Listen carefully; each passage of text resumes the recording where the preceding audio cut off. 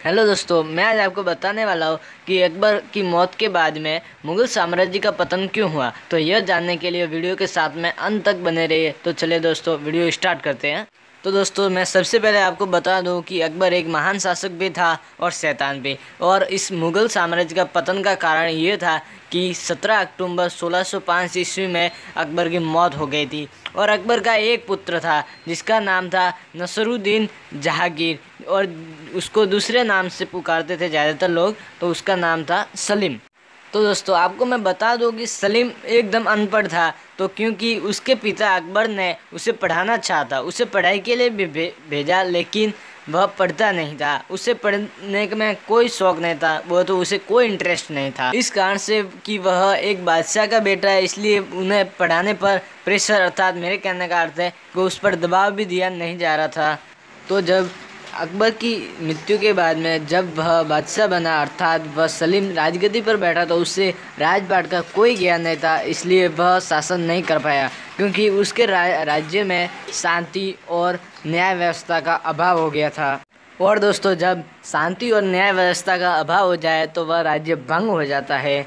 और राज्य भंग हो जाता है तो राज्य पर राज करने वाला कोई राजा नहीं होता। उस समय से प्रजाएं स्वयं पर नियंत्रण रखती है और प्रजाएं मालिक होती है, क्योंकि प्रजा पर हुकूमत चलाने वाला कोई नहीं होता है। लेकिन फिर भी सलीम हुकूमत चला देता था, अपनी मर्जी अनुसार कार्य करता था।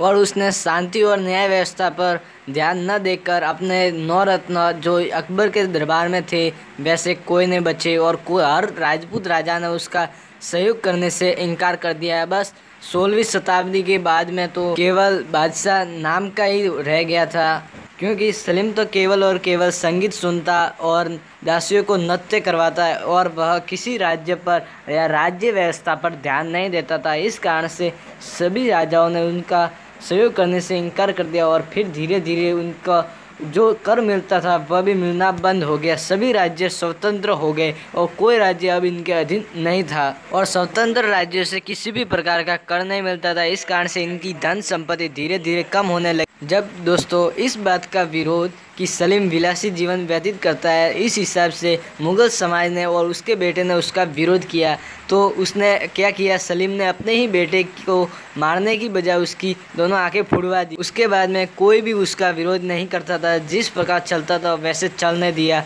और एक बार अंत में और क्या हो सकता था, पूरे राज्य का पतन हो गया, अर्थात पूरा राज्य और मुगल साम्राज्य ही समाप्त हो गया। और क्या दोस्तों, उस समय तो ईस्ट इंडिया कंपनी आ गई थी, और जब मुगल के पड़ोसी राज्यों ने भी मुगल साम्राज्य का सहायता करने की बजाय ईस्ट इंडिया कंपनी से हाथ मिला लिया। और इसी कारण से मुख्य कारण यही था कि हमें गुलामी सहनी पड़ी। 200 वर्ष तक अंग्रेज़ों ने राज किया था। और दोस्तों, अगर आपको जानकारी अच्छी लगी हो तो हमारे वीडियो को लाइक करें और साथ ही साथ कमेंट करना ना भूलें। अगर आपने अभी तक हमारे चैनल को सब्सक्राइब नहीं किया है तो कृपया सब्सक्राइब कर दें और बेल आइकन प्रेस करना ना भूलें। धन्यवाद।